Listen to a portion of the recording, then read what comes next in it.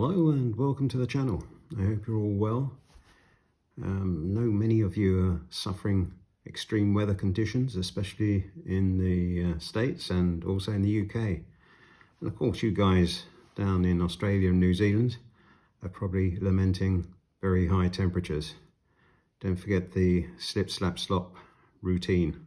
That will serve you well. Okay, today's tying is a dry fly, and it is a Baetis ephemera, and it's called the Baetis Níger, or Niger, or depending where you live, Niger.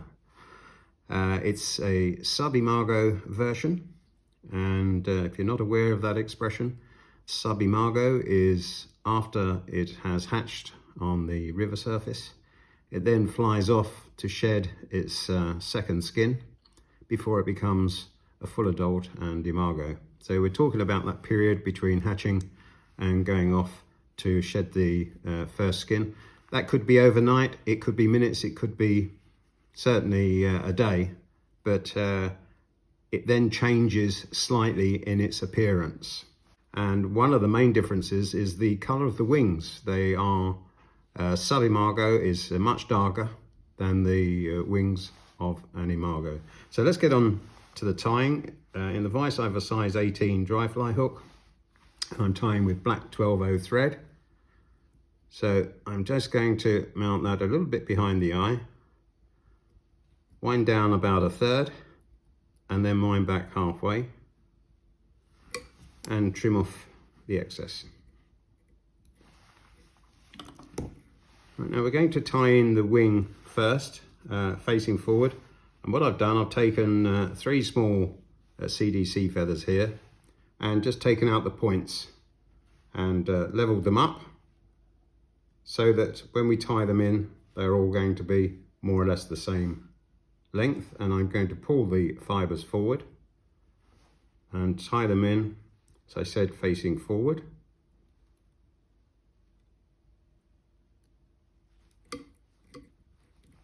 Like so.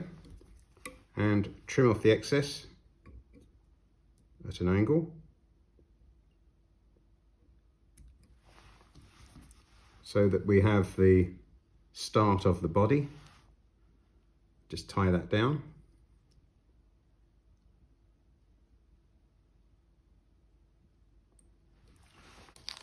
Now I'm going to use a coq de lion feather.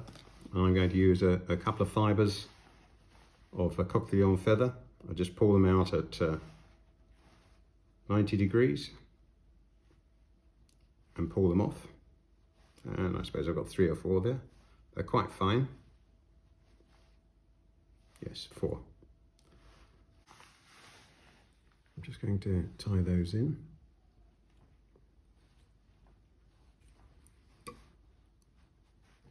And I'm going to leave them long because they do have a particularly long tail.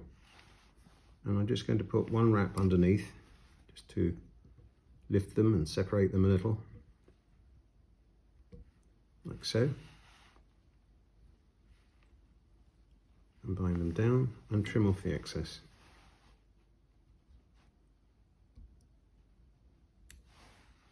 Yeah. For the body material, I'm going to use a black dyed peacock herl, and I'm just going to get rid of all of this herl to end up with a black quill, and we're going to tie that in as the body. Now you can do it however you want, with your nail or with a rubber, whatever you find most convenient. Take off as much as you can.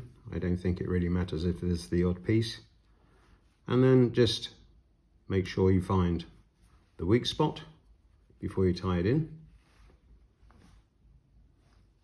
and tie that in at the rear and bind it down and trim off the excess.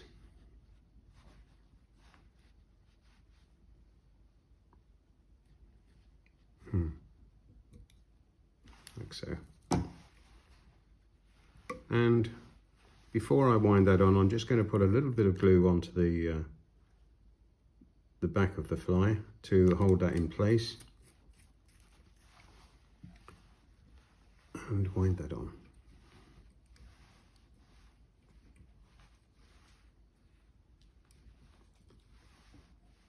touching turns because it is a segmented fly, and this creates the segmentation.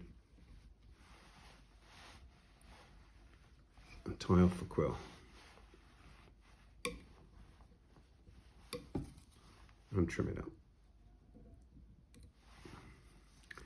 And I'm just going to pull back the wing and put some wraps in front, and we're going to separate this in two, put in a figure of 8 just to separate the wings. Right, and I'm now going to put in some dubbing, which will show as the legs. Now this is a very fine dubbing, this is beaver dubbing. You won't need a lot, it is quite a small fly.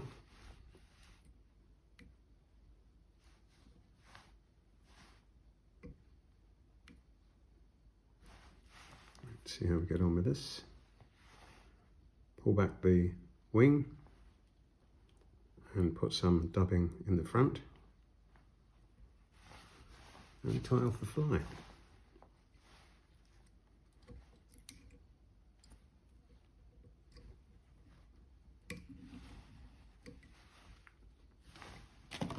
And trim up the tying thread.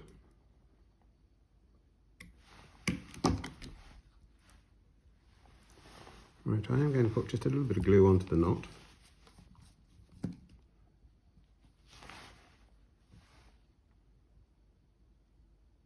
Like so. That should be sufficient. And just make sure there's none in the eye.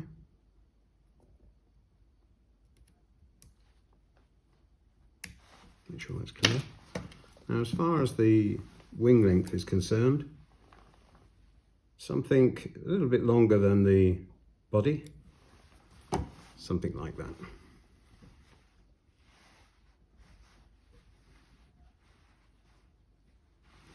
And there you have the finished fly. Now, if you've got some of these fibres going back, we can always just trim those up. A little bit of hairdressing does no harm.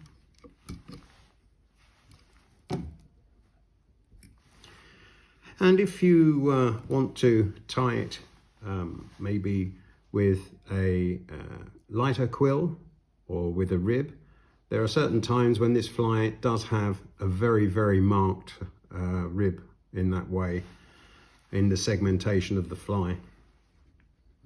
So there you go. This fly comes out quite early on in the season. It's one of the first to come out. In fact, it can come out in February, and certainly in warmer climates, those warmer days, you'll see this fly on the surface of the river. Hope you enjoyed the tying. Don't hesitate to become a subscriber, and I will see you in the next video. Bye.